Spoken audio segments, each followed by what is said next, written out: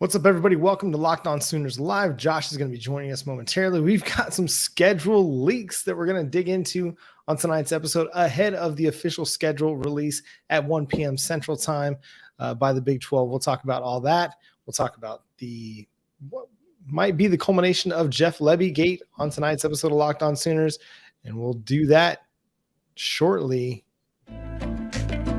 You are Locked On Sooners, your daily podcast on the Oklahoma Sooners, part of the Locked On Podcast Network, your team every day.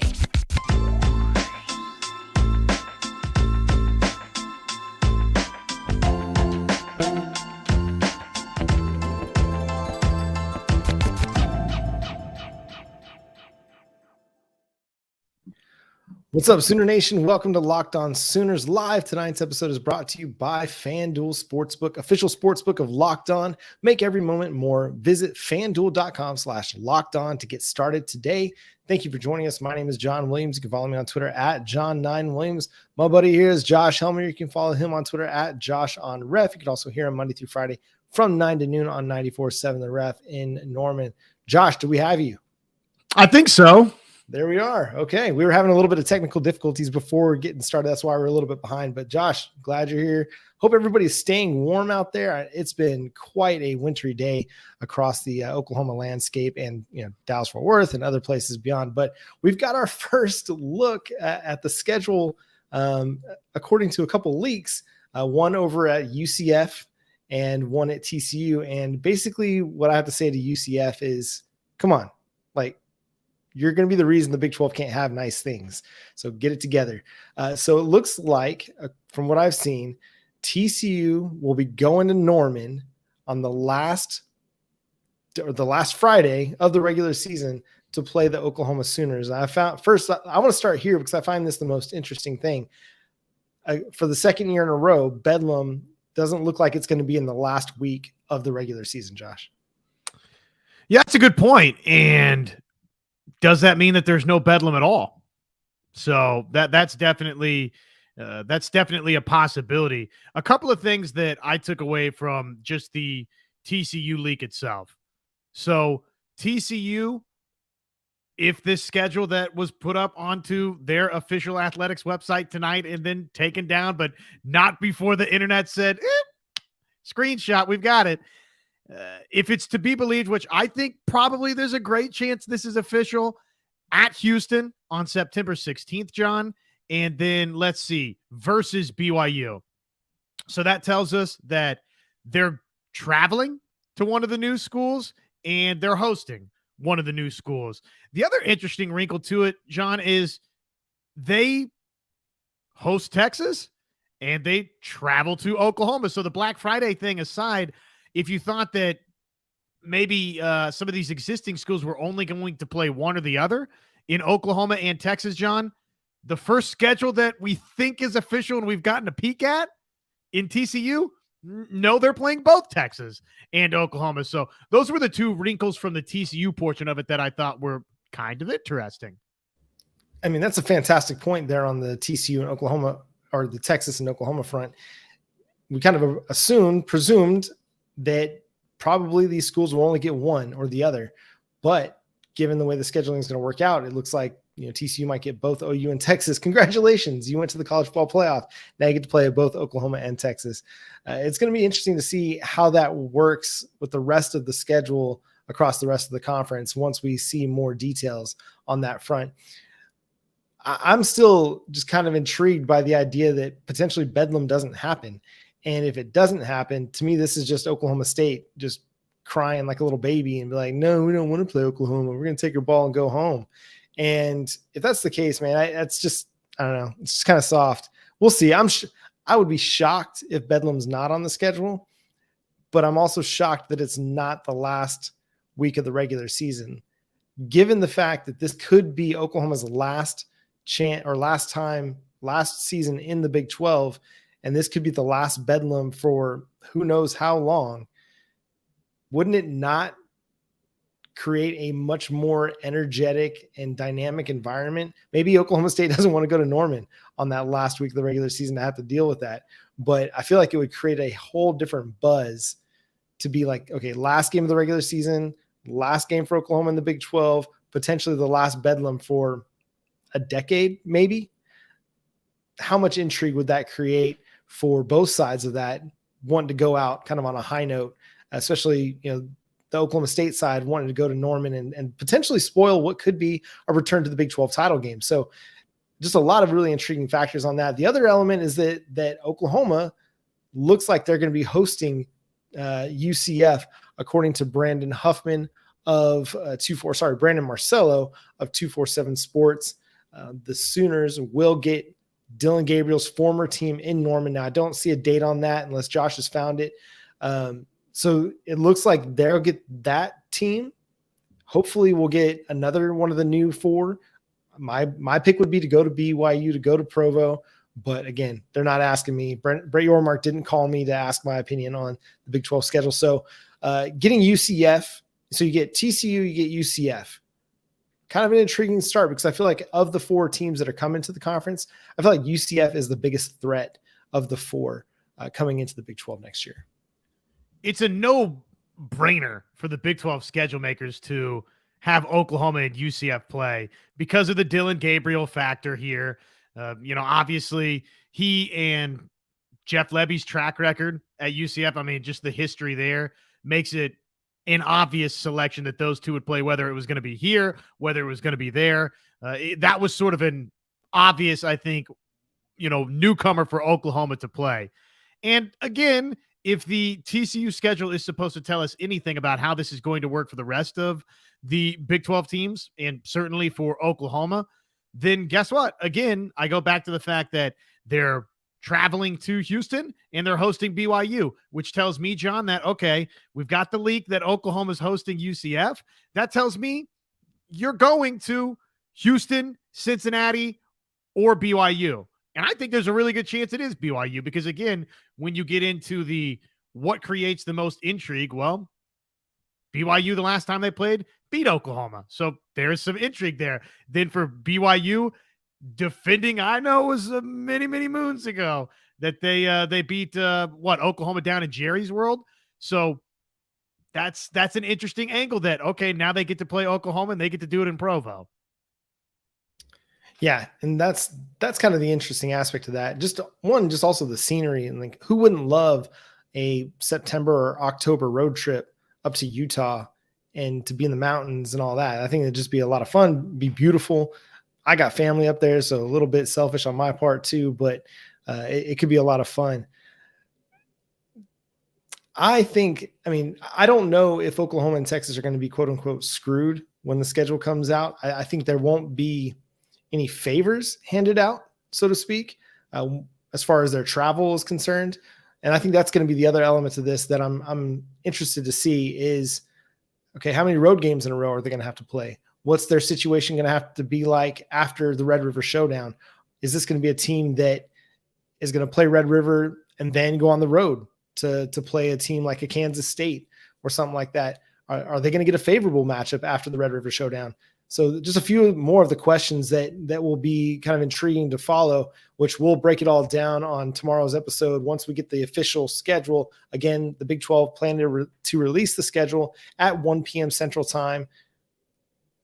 Tomorrow, January 31st, we'll get a full look at what the Big 12 is looking at on Tuesday. Sorry, the snow day kind of has me a little bit thrown off as to what day of the week it is. The impromptu snow day. Woke up this morning at like 5:00 with a message from my kid's teacher saying, "Oh, snow day." So, or ice day, I guess. But we're going to continue to talk. I mean, we talked Jeff Lebby. Seems like the Jeff Lebby saga is over, Josh. We'll talk about that after the break. That we will. Yes. It's certainly notable if Jeff Lebby's sticking around. So that is huge news. Super Bowl, it is set. I know when we looked at it the onset from FanDuel that Philadelphia was a 1.5-point favorite. And FanDuel, this is where you can get in on the Super Bowl 57 action. Just head on over there, FanDuel.com/locked-on. For first-time folks, when you place your first $5 bet, you get $150 guaranteed in free bets if you join today and place that first $5 bet. So what a great way to get in on the Super Bowl action. Football fans, don't miss out. Place your first $5 bet to get $150 in free bets, win or lose. FanDuel.com/locked-on. They've got their app that's safe, secure, super easy to use, so check that out as well. And make every moment more with FanDuel, the official sportsbook partner of the NFL. Jeff Lebby, we think, is sticking in Norman? It sure looks like it, according to reports that I was seeing kind of over at OU Insider from Brandon Drum, people they talk to. It's Lebby sticking. No real news there that he's kind of turned down Alabama at every turn. But Alabama's been in hot pursuit. But I think at this point, what we're seeing now is Nick Saban, Alabama, starting to kind of turn their attention elsewhere, going out to the Pac-12 to look at another potential offensive coordinator candidate. And that is, where is it? You sent it to me, Josh, and now I can't find it. It was Grubb, right, from Washington. The Ryan OC. Grubb, the Washington offensive coordinator. Ryan Grubb is apparently the target now, according to a 247 Sports report. Athlon Sports report. So good for Oklahoma, in my opinion, that Jeff Lebby is going to be sticking around, and I think he'll stick around for several more years. I mean, there's a reason why we feel so good about this recruiting class. And one of those things is Jackson Arnold. And I don't think Jeff Lebby would get Jackson Arnold to come to Norman and then bail before he ever got a chance to coach him. Jackson Arnold came to Norman in a big way because of Jeff Lebby and what he's able to do offensively. So it never made sense. And I know I kind of took a little bit of the devil's advocate approach a couple weeks ago when I talked about why would it make sense. But yeah, like you, Josh, I felt like it never made sense for Lebby to leave Norman after 1 year for a lateral move. If he is going to leave Norman, it's going to be for a head coaching position if that ever becomes an opportunity for him.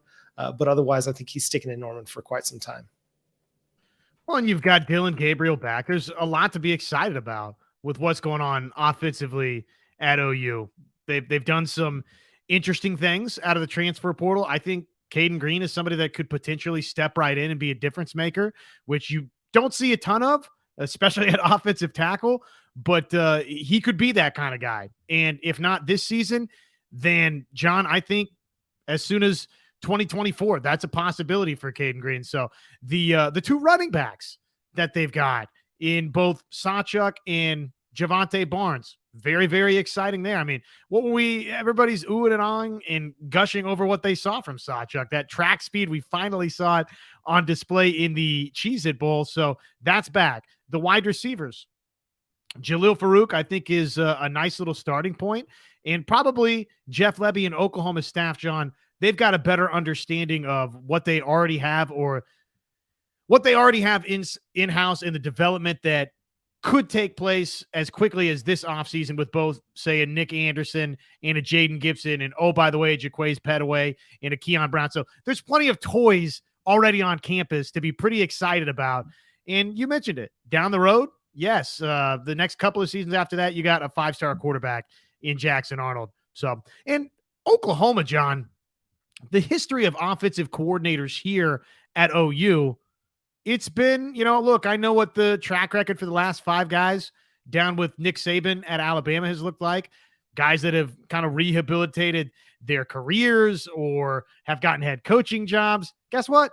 Not that Oklahoma's been a, come fix yourself spot for offensive coordinators, but this has been a job where, guess what? You get other jobs. You get head coaching jobs by being the offensive coordinator at Oklahoma. So it wouldn't be like Lebby leaves OU to go to Alabama and all of a sudden he's in this position where now he's better positioned to get a head coaching gig. I don't think that's the case. So everything financially, the numbers, I mean, is Alabama really going to pay more than Oklahoma's paying right now, John? Probably not. So everything sort of made sense for him to stay in place.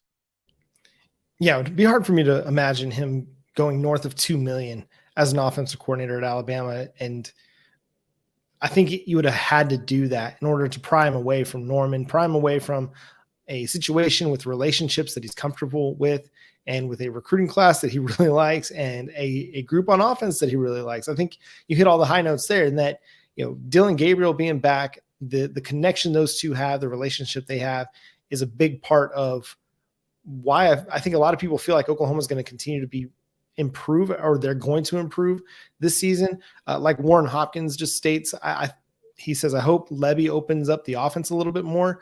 I do too, especially if it means going at the sticks. We've talked about that a ton on the show, where my biggest issue, a lot of times, my biggest complaint with this offense is how often they throw behind the line of scrimmage and sometimes 4 or 5 yards behind the line of scrimmage on swing passes. I'd love to see them going downfield more, attacking more. And that's not even to say, hey, you got to throw 30-yard bombs, 40-yard bombs every time, but just, throwing more into that 5 to 10-yard range where you're allowing your guy to make a catch and then make a play after the catch. That's kind of what I'm looking for, is let's attack the first down marker every down. That way you're not having to be better. You're not having to worry so much about being better on third down, because you're getting first downs on first downs or first downs on second downs. So attack the sticks a little bit more. But yeah, I like that Lebby's back. I love continuity. My Dallas Cowboys, they just let Kellen Moore go to the Los Angeles Chargers, offensive coordinator. And yeah, he had his ups and downs, but I'm a big fan of continuity, especially on the offensive side of the ball, where chemistry is so important. And having chemistry between your coordinator and your quarterback and having both those guys back, I think that's just huge for your offense. That's going to allow everything else to kind of come around them, where you do have some question marks, wide receiver 2, you have question marks on the offensive line a little bit. You don't really have a question mark at tight end. You feel really, really good about the running backs that you've got coming, taking a step up and becoming the primary focus in the running game. So having the offensive coordinator and the quarterback continuity, that's absolutely huge for this team.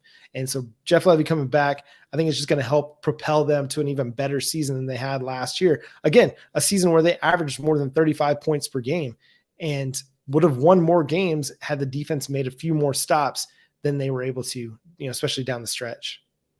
You mentioned hitting that intermediate area, and Braden Willis had a really good final season at Oklahoma, but Austin Stogner, what we've seen from him in the past, hopefully that's somebody that, and bear with me a little bit on this, but hopefully he's back fully healthy and mobile to the sense to where, John, they can use him like Kansas City uses a Travis Kelce a little bit, right? I mean, he's just sort of terrific off script and can go get some stuff in the middle of the field.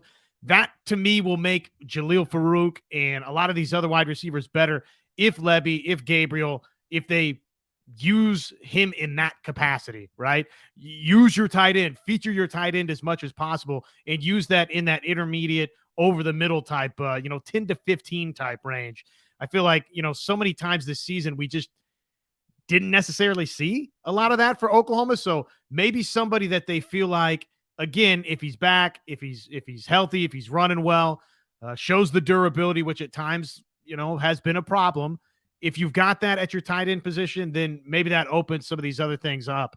But I'm with you. I mean, just continuity in general is huge for OU. You're not worried about any sort of installation of language. I don't know how much necessarily that handicapped Oklahoma. To me, where I'm sort of at with the offense, John, is I think obviously you need a wide receiver or two to take a big leap forward. I feel good about what you have in Jaleel Farouk, but you need multiple wide receivers to step up, whether that's the two that you had on campus in Gibson, Anderson, and then, you're signing Petaway, Brown. If, those guys take steps to be immediate impact guys, but larger than that, man, to me, it's how are you going to hold up on the two tackle spots for Oklahoma? Because that's what you're replacing offensively that I think is going to create the biggest challenge for you potentially offensively. And, as this offseason goes along, John, maybe I or others aren't going to make enough of a stink about that and what Oklahoma's replacing in both Anton Harrison and Wanye Morris.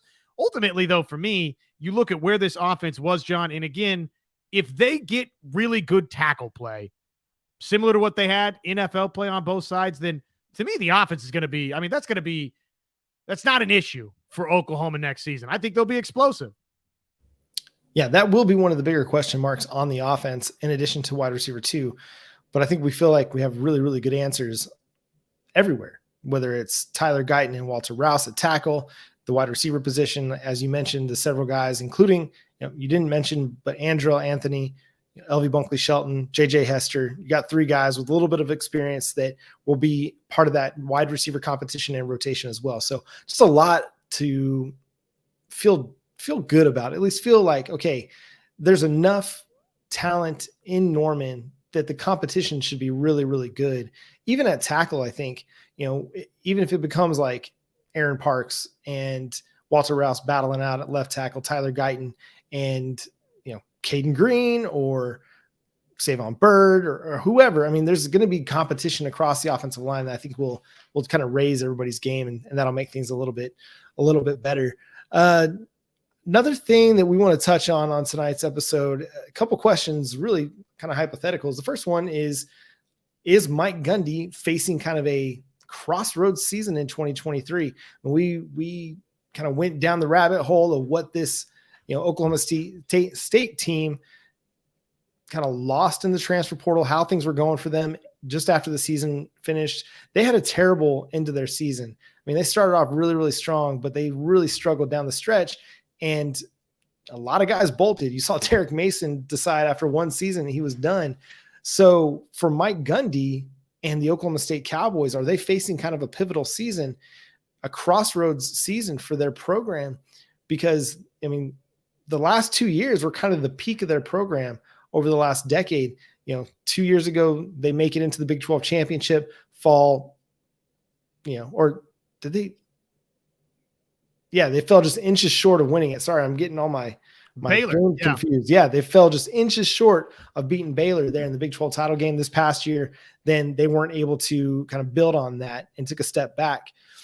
So, yeah, Josh, what do you think? Do you think Mike Gundy's kind of on the hot seat a little bit? Will he ever be on the hot seat in Stillwater, or is it one of those things where they'll just kind of let the string play out until he decides he's done? I don't think that he's on the hot seat, but if things go horribly wrong in 2023 for Mike Gundy, then probably he would be approaching that territory, if not in that territory, heading into 2024. So I don't think that he's there right now, right? I think you get the, and this was an injury-laden year for Oklahoma State, and things could have gone much differently if they didn't have to deal with some of the problems that they had with Spitzer Sanders in terms of the health department. So that part, I think you get a little bit of a pass on. What Oklahoma State fans won't give Gundy a pass on is, again, I'm looking at the story that we're talking about here by Shehan Jayaraja over at CBS Sports. I mean, he's got a portion of this story, John, titled Roster Exodus. When you have that going on, the way that Oklahoma State has had this offseason, and oh, by the way, Oklahoma State's not this juggernaut recruiting school. Like, there's not optimism of the future to fall back on based on what the recruiting class looks like and these transfer portal additions. There's good transfer portal additions that Oklahoma State's had, right? But they're not going and getting the absolute top players out of the transfer portal. They're not getting just left and right blue chip talent out of the transfer portal. So look, if you're not doing either of those two things, if the signing class is middling and the transfer portal additions relative to what the best transfer portal hauls are nationally, if that's sort of okay and maybe to middling, and then all of a sudden you stack up another bad season, yes, I think then all of those forces combine to where finally Mike Gundy, who remarkably has been, in terms of power football, almost immune to criticism, it feels like a lot of times throughout his tenure, I think that he would be facing that heading into 2024.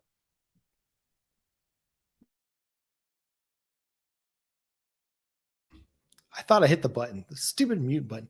I want to turn our attention to another potential hypothetical, and that's who needs a win more in 2023 in the Red River Showdown, the Oklahoma Sooners or the Texas Longhorns?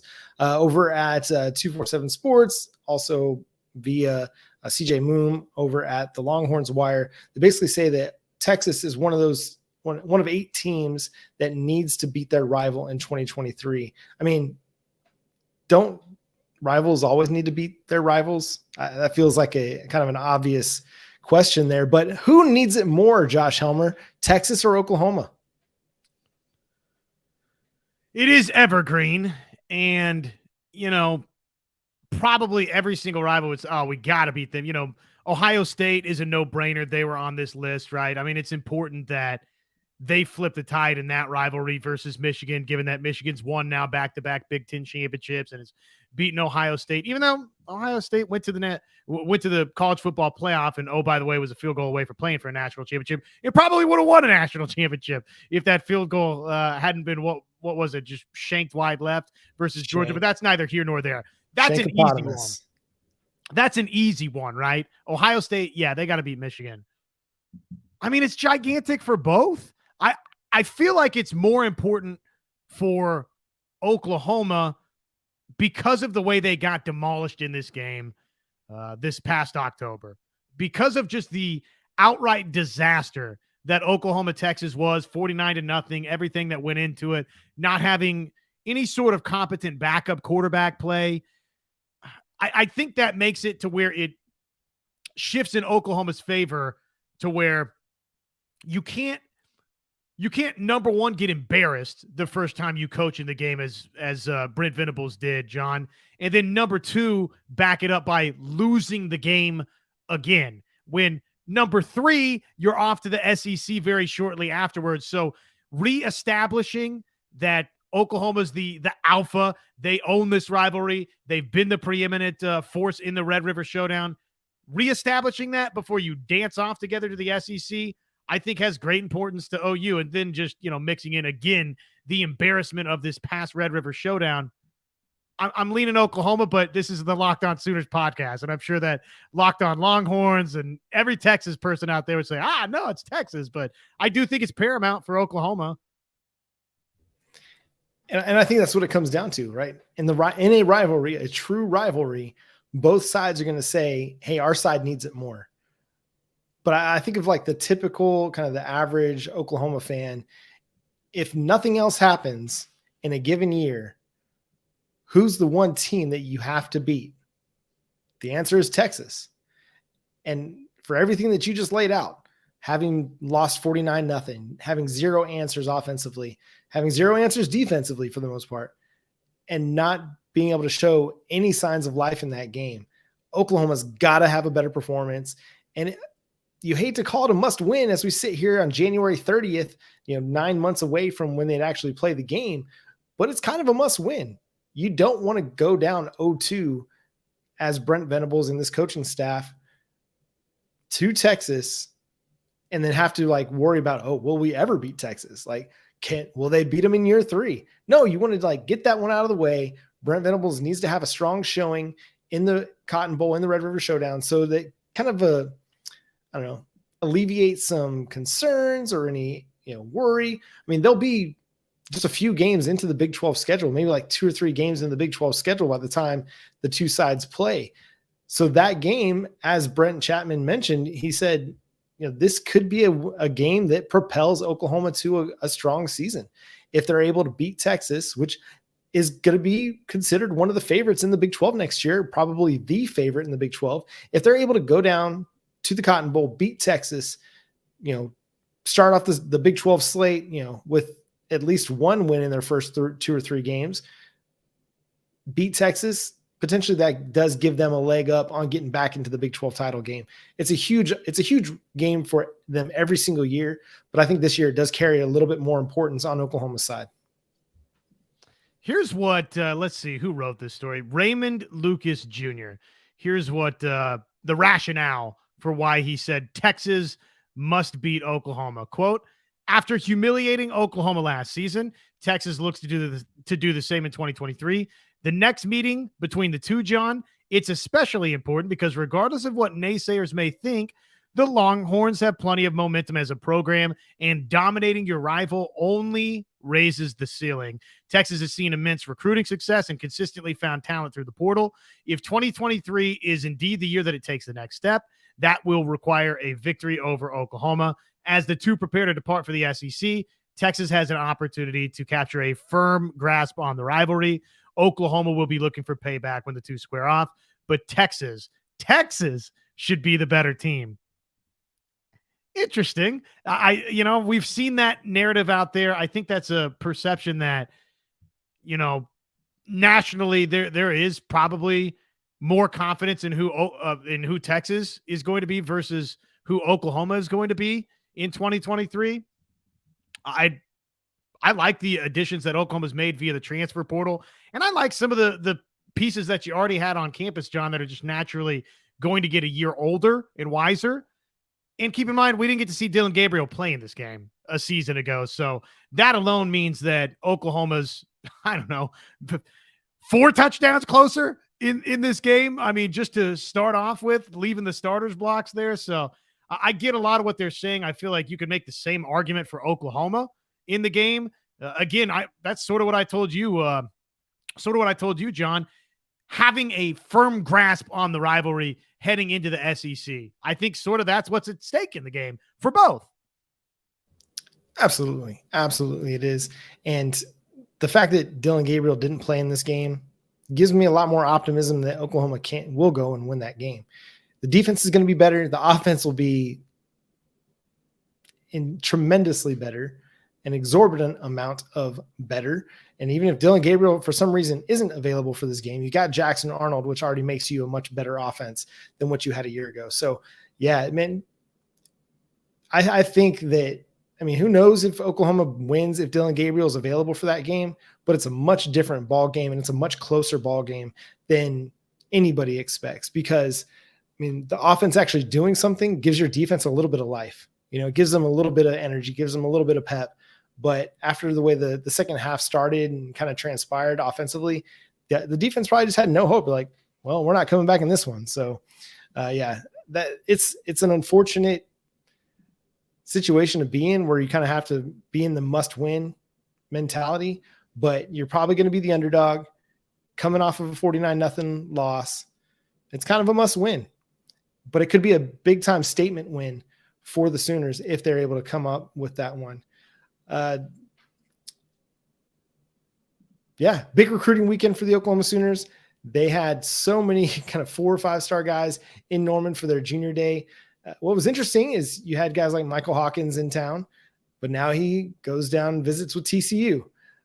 We've talked about how TCU is now a player in this recruitment because of Kendall Briles, his move from Arkansas to Fort Worth. It's still really interesting. Parker Thune over at the OU Insider, Insider page talking about how he's not sure exactly when that commitment will come. He thinks it'll come soon, but it's definitely not happening on January 31st like was originally planned. So it's going to be interesting to see how much TCU is able to kind of get into the fold, get into the race a little bit on this, getting in a little bit later. They've been a part of the recruitment for so long, but for a long time, it's been Arkansas and Oklahoma. Now it seems like TCU all of a sudden gets a bit of life and a big time chance to get Michael Hawkins. Yeah. And let's see, who all have we seen crystal balls in for lately? I believe Jeremy Payne was someone that we saw a crystal ball for. Is that correct? Yeah. So Jeremy Payne's gotten not crystal balls, but a couple Rivals future casts, one from Nick Harris over at Rivals, and then one from Josh McQuistion over at Rivals at Sooner Scoop. And man, if they can get Jeremy Payne, if he commits to Oklahoma, that's another big time playmaker that you add to the roster in 2024. Just his speed, his vision, his elusiveness. When he catches the ball out in a route, he looks like a wide receiver, like full extension, getting his hands up over his head, attacking the football in the air, not in the way that running backs attack the football. Like, that's a dude that I really, really hope that they land, because he just looks like a DeMarco Murray type running back. He honestly, now that I think more about it, Jimmy Satterfield's saying Peoples is better than Payne at running back, and maybe that's the case. Maybe that's true. But Jeremy Payne just looks like a smaller version of a DeMarco Murray. A little bit lighter, a little bit shorter, but someone who has that do-it-all ability. The thing that we're seeing, whether it ends up being Peoples, Payne, or both, Caden Durham in that fold, is DeMarco Murray is on a roll, and he's going to get good running backs in Norman. So, Payne's one. Casey Poe, there've been crystal balls in on Casey Poe for quite some time. One recent crystal ball came in for Aaron Flowers, the safety out of North Texas. And from our conversation with Parker just a couple of weeks ago, he thought that's a guy that could be Oklahoma's first commit in the 2024 class. So Flowers isn't going to be a name to watch over the next week, several weeks. in addition to Hawkins. It'll be interesting to see kind of how that all transpires. Yeah, some big time names that it'd be great if this junior day could net a commitment or two here early for Oklahoma. You'd love to just kind of start getting the ball rolling downhill in 2024. It'd be great. And look, I've told you, I don't know how many times right here, to me in this day and age of college football, if you tell me that a 4-star safety is your first commitment in a potential future signing class, I love that. I like starting with defense because I feel like you can always go pluck a wide receiver or a running back away from somewhere else out of the transfer portal. Offensive tackles, high level, again, this is exciting to see a blue chip offensive lineman.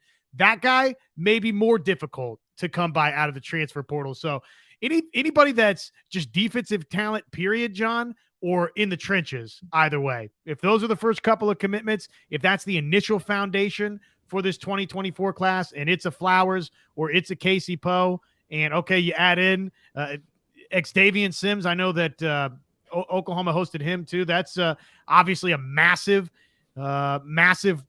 product that Oklahoma would like to land in this class. Those are the types of talents we've mentioned. I don't know how many times Oklahoma's going to have to get those kind of guys. So if it starts there, that'd be fantastic for OU. I do think, John, I don't know if you have some final junior day thoughts here before I think we just come back full circle and then bid you adieu, unless folks just have some rapid fire questions they want us to touch on. Feel free to just fire those away into the chat.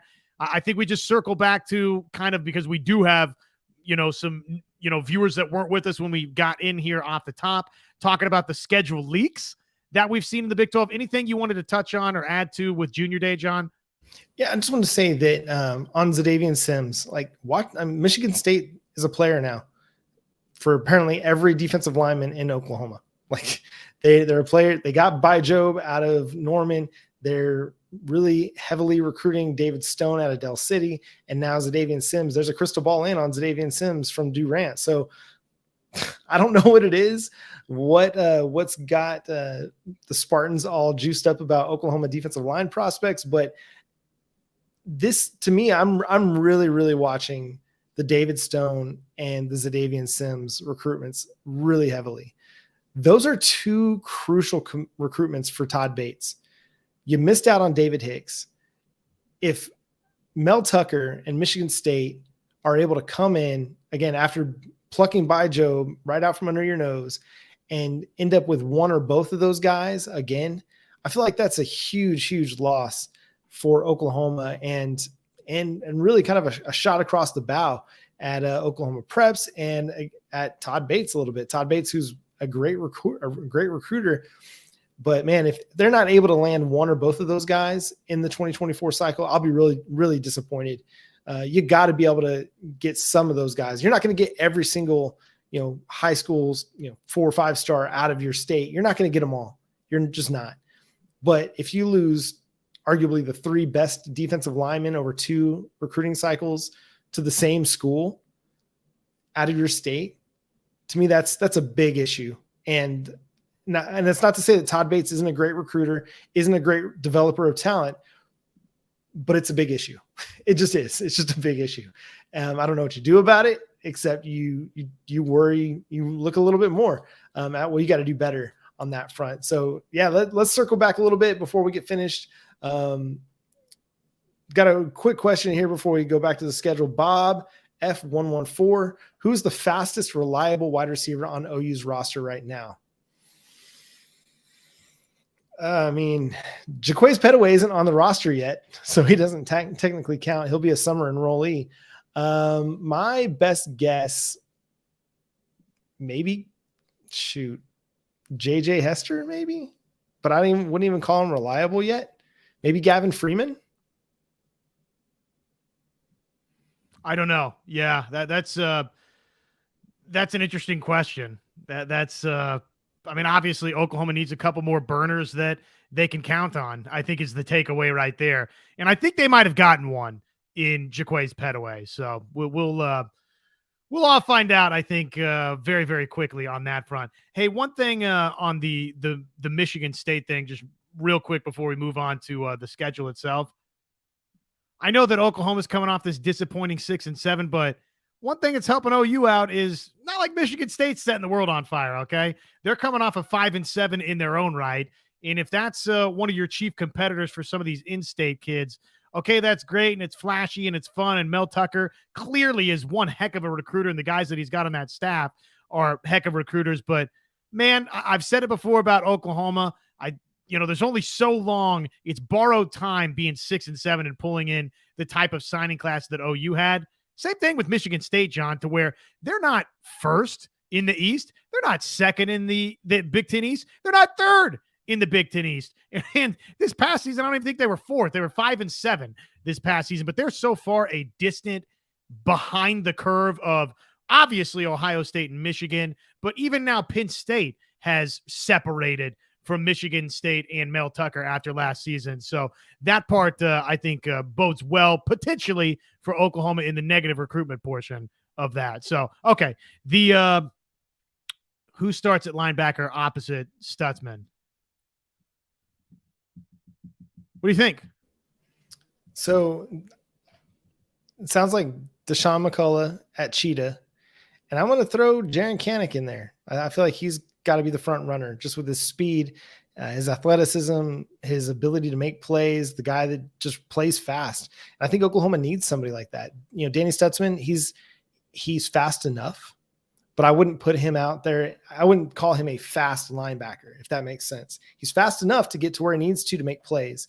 He takes good angles to make plays, but I don't think of him as a fast linebacker. So, but you pair him with a guy like Jaron Kanik, and now you've got two different body types at linebacker, two different athletic profiles. And I think that benefits you a little bit more than Danny Stutzman, David Igwebu, who were kind of the same guy, like kind of the older school, big interior, linebacker. I think by having a guy like Jaron Kanik, it allows you to do a little bit more where you can kind of mix and match those guys and what they're doing, what their responsibilities are. They can play off each other, complement each other really well. And then you have a guy like Deshaun McCullough, who is just an athletic freak and a size length freak as well. And is going to allow Brent Venables and Ted Roof to do so many kind of crazy things with that trio because they're such different players and there's such different body types as well. So that'd be kind of my guess and my answer right now as things stand.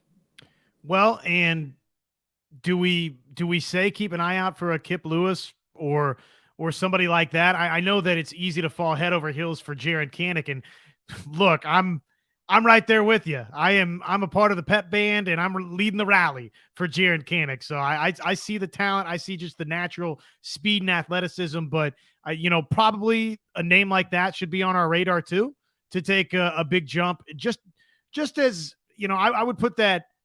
Not as high of a percentage chance, John, but at least worth keeping on the top of our minds here as a possibility. Okay, the schedule. Circling back to sort of where we started. Are you happy about Black Friday football? Are people upset about it? I know that Oklahoma fans kind of have a territorial, we only want to play on Saturdays sort of view, but to me, it's sort of, John, I kind of dig a Black Friday game in Norman. Where are you at with it? So I'll be honest. I'm not the long tenured Oklahoma fan that many people are. Many of you that follow the show, I've been an Oklahoma fan for 16 years or so. And so I don't know where that long standing got to play on Saturdays idea comes from.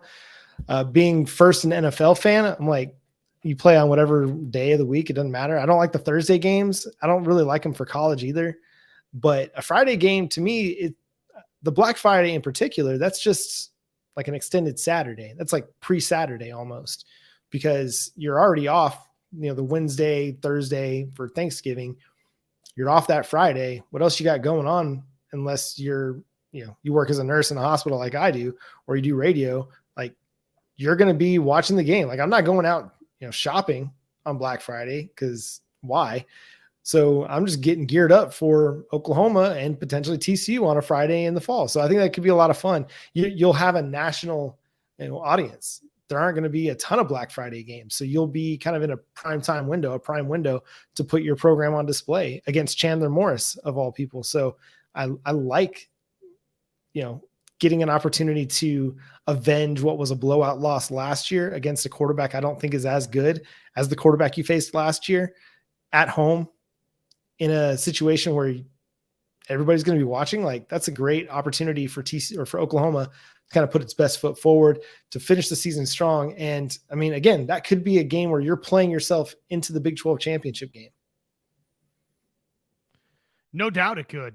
Absolutely, that could be at stake for Oklahoma, and every Oklahoma fan should have that expectation that is what's going to be at stake for that TCU game. We'll see if they don't, the Horned Frogs find themselves in the market for a quarterback or two, a surprise transfer quarterback, maybe before it's all said and done, once the spring comes to a close. I know we sort of think what the quarterback situation might look like out there, that we've got it figured out or whatever, but there could be still some shuffling for TCU for that game. But man, I'll tell you what I dig about it. I dig just football in general on Black Friday, and I dig that it's in Norman, right? So if I know that, just generally speaking, if you're from Tulsa or if you're from out of state, there's traveling involved anytime Oklahoma plays a home game. But for those that are in the Oklahoma City and in Norman metro area, or even Dallas or Tulsa is not that far away, it's kind of cool, right? To get to play a Black Friday game, and you're right there. So you're already with family, boom, get the family, go to the game. So, I like football on holidays. It's, Thanksgiving obviously is synonymous with football. I dig when Christmas coincides with, NFL games. I think is awesome. So I'm all about it. Oklahoma playing on Black Friday. I'm not up in arms, John, but I'm a little bit disappointed, I would say. And probably a lot of Oklahoma fans are kind of at the point where it's like, you know what, enough. I'm so sick of hearing or talking about Bedlam. If they don't want to play OU, enough. But in my heart of hearts, I think it sort of sucks that you have this grand stage, this wonderful opportunity. It could have been a Black Friday game or a Saturday game in Stillwater, and that's not going to be the case. Your final ever Big 12 game probably is TCU on Black Friday in Norman, which it's cool that it's in Norman. Hopefully it's for a trip to a Big 12 championship, but that part of it, I'm sort of like, is that the opponent I want to be the final regular season Big 12 game for OU? I'm fired up about Black Friday, but TCU, I'm kind of like, okay, I don't know, I guess, whatever. Yeah, it could have been better if it was Oklahoma State, but doesn't sound like that's going to be the case. A few more questions here tonight before we get out of here. Again, thank you so much for being a part of Locked On Sooners Live. It's a great opportunity for us to just interact with y'all and chat with y'all. So if this is your first time here, welcome. If you're back for a number or your second or third or whatever time, again, thanks for coming back. Jimmy asks, I think he means Peyton Bowen, but maybe he's talking, will Peyton Bowen and Billy Bowman be the starters at safety? We talked about this at length on our show yesterday. Josh, you think Peyton Bowen's going to have a chance to start at safety? I don't think there's any doubt that he's going to have a chance. I'm not forecasting that. I would look at a couple of, the Reggie Pearson's an obvious candidate, right? And then probably you look at Robert Spears Jennings as, the backup in one of the two spots for either Billy Bowman or Reggie Pearson. And then we'll see who that fourth guy in the safety rotation is. Could very well be Peyton Bowen. And because he's a 5-star kid, John, I'm not saying it's impossible. Maybe not straight away to start next year, but eventually if the guy's just got things figured out and he's just better and more talented, then put him on the football field. So do I think that he's going to? No. Is it impossible? Absolutely not. Another question along that front. What about the player you got out of the Tulsa area? Well, you got Gentry Williams, you got Robert Spears Jennings. I think either of those two guys could end up being starters for Oklahoma. RSJ at safety, Gentry Williams at corner. That's kind of my hope, is that Gentry Williams establishes himself in a way that he's able to be the starting cornerback opposite of Woody Washington next season. What about Jaden Rowe? Playing time this coming year? He was hurt, right? He is hurt. Yeah, he's got a bit of an injury that he's working through, but for all intents and purposes, he should be back and ready to go for spring ball, at least for summer ball. So I think it'll be fine. And who knows, like he could definitely filter in or factor into that cornerback competition as well, opposite of Woody Washington. You'll have to watch out for Kendall Dolby as well, the JUCO transfer out of Northeastern Oklahoma A&M.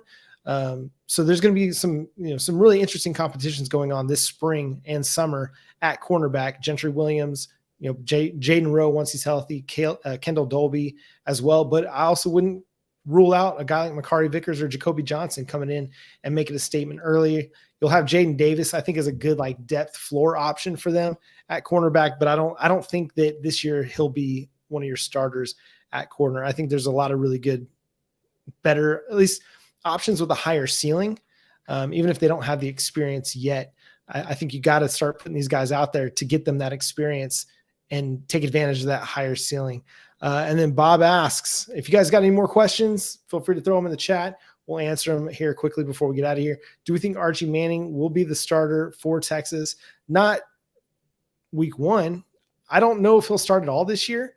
I think he might get the red shirt treatment and then kind of be the next Peyton Manning, where he has the 5 years at Texas. But it's definitely possible that he does start games if Quinn Ewers gets hurt or if he has a bad game or something like that.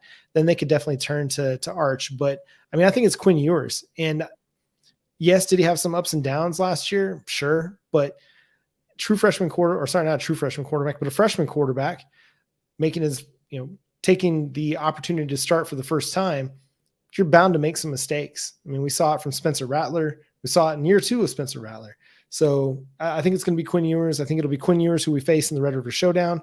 And I don't mind that. And so that's kind of where I stand on it. I'd be very surprised as well. I mean, to begin next season, I don't think so.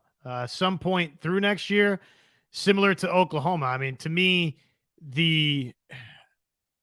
because Arnold and Manning are both 5-star guys, and depending on where you look, the best quarterback in this class or right there up for that discussion, John, we have to entertain the possibility that maybe they're just so much better than the other option that they step right in and they're good enough to win that job, even with a Quinn Ewers coming back and with the Dylan Gabriel coming back respectively for both. But I think probably both coaching staffs look at the situation and say, we've got a couple of experienced options that we're going to be better right now, day one, with both of these two experienced guys versus, either of these two rookie, super talented quarterbacks coming in. So to me, it would be a bad sign probably for one or both if that's the case. So I'd be very surprised. Don't think it's going to happen. Yeah, and I think it's an okay thing. Like the fact that you have the opportunity to take your time and you don't have to rush Jackson Arnold or Arch Manning into the fold, year one, day one, that's great. Like you have really good, like the Oklahoma Sooners have a really good quarterback. Was he a Heisman contender last year? No. Could he be this year?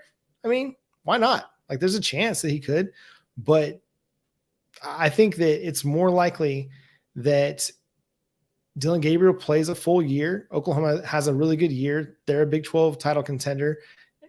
And he's kind of on the outside looking into the Heisman Trophy presentation, but I don't think that will minimize what I think is going to be a really good year for Dylan Gabriel and the Oklahoma Sooners offense. So yeah, when you have quarterbacks that are good, you don't have to worry about rushing your true freshman at the position. So unless there's any other questions, we're going to go ahead and start working our way out of here. Hey, if you missed the video, go check out OU basketball on whatever social media that you follow. Taylor Robertson, who just broke the NCAA's all-time 3-point record, got to meet Steph Curry at a game tonight. So that was really cool for her. So shout out to her and congrats to her again on that phenomenal feat. I mean, over 500 3-pointers in her career at the University of Oklahoma is just unreal. And so that's just another neat element. We're going to have some more softball discussion as the next few weeks go along, because we're not long. I mean, February 9th, actually, that's 10 days away.